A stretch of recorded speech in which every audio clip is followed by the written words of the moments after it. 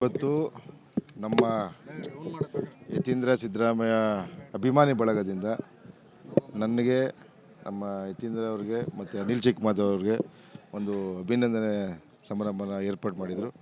ಯಾಕೆಂದರೆ ಅವರು ಕೂಡ ವಿಧಾನ ಪರಿಷತ್ ಆದಮೇಲೆ ನಾನು ಸಂಸದನಾದಮೇಲೆ ಅನಿಲ್ ಚಿಕ್ಕಮಾದ ಅವರು 3 ಜನ ಸೇರಿಸಿ ಭಾಳ ದಿನಗಳಿಂದ ಮಾಡಬೇಕು ಅಂತ ಅಂದ್ಕೊಂಡಿದ್ರು. ಅದು ಇವತ್ತು ಅವರು ಹುಟ್ಟುಹಬ್ಬದ ಅಂಗವಾಗಿ ಅನಿಲ್ ಚಿಕ್ಕಮಾದ ಅವರು ಹುಟ್ಟುಹಬ್ಬದ ಅಂಗವಾಗಿ ಮಾಡೋಣ ತೀರ್ಮಾನ ಮಾಡಿದರು. ಅವರು ಆ ಸಮಯದಲ್ಲಿ ವಿದೇಶದ ಪ್ರವಾಸದಲ್ಲಿದ್ದರು. ಇವತ್ತು ಮಾಡಿದ್ದಾರೆ.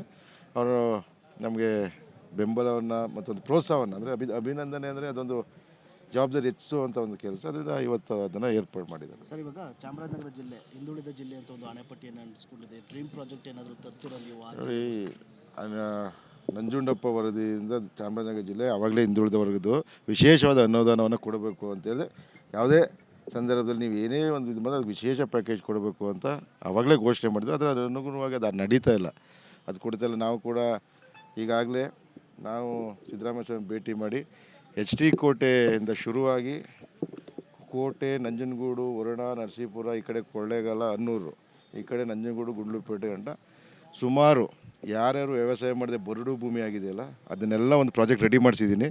ಸುಮಾರು 3,000 ಕೋಟಿ ಒಂದು ಮೊತ್ತ. ಅದನ್ನು ಪ್ರತಿ ವರ್ಷ ಒಂದೇ ಸಲ ಕೊಡೋಕ್ಕಾಗೋದಿಲ್ಲ, ಪ್ರತಿ ವರ್ಷವೂ 1,000 ಕೋಟಿನ ಬಿಡುಗಡೆ ಮಾಡಿ ಅಂತ ಮಾನ್ಯ ಮುಖ್ಯಮಂತ್ರಿಗಳ ಸಾಹೇಬರಿಗೆ ಬೇಡಿಕೆಯನ್ನು ಇಟ್ಟಿದ್ದೀವಿ.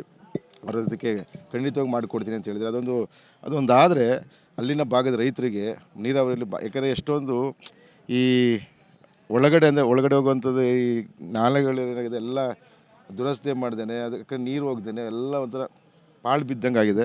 ಇದೊಂದು ಮಾಡಿದ್ರೆ ನಮ್ಮ ಆ ಭಾಗದ ರೈತರಿಗೆ ನೆನೆಸ್ಕೋತಾರೆ. ಯಾಕಂದರೆ ಸಿದ್ದರಾಮಯ್ಯ ಸಾಹೇಬ್ರನ್ನ ನಮ್ಮನ್ನಾಗಲಿ ಅದೊಂದು DPR ಸಿದ್ಧ ಮಾಡಿಸಿದ್ದೀನಿ.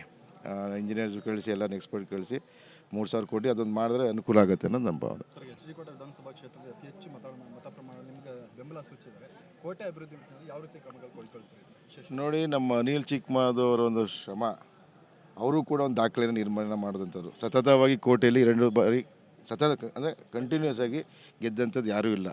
ನಮ್ಮ ಸಹೋದರಂದು ಅನಿಲ್ ಚಿಕ್ಕಮಾದವರು ಅಲ್ಲಿ ಜಯಗಳಿಸಿ ಜನರ ನಾಡಿ ಮಿಡಿತವನ್ನು ಅಂದರೆ ಅವ್ರಿಗೆ ಬೇಕಾಗುವಂಥ ಅಭಿವೃದ್ಧಿಗಳನ್ನ ಅವರ ಸ್ಪಂದಿಸುವಂಥ ರೀತಿಗೆ ಜನರು ನನ್ನೂ ಕೂಡ ಅವರೇ ಎಲ್ಲ ಚುನಾವಣೆ ಪ್ರಚಾರ ಕೈಗೊಂಡಂಥದ್ದು. ಅವ್ರು ಮಾಡಿದಂಥ ಕಾರ್ಯಕ್ರಮಗಳು ಜನಗಳು ಸ್ಪಂದಿಸೋದ್ರಿಂದ ಹೆಚ್ಚಿನ ರೀತಿಯಲ್ಲಿ ನನ್ನ ಬೆಂಬಲವನ್ನು ಕೊಟ್ಟಿದ್ದಾರೆ.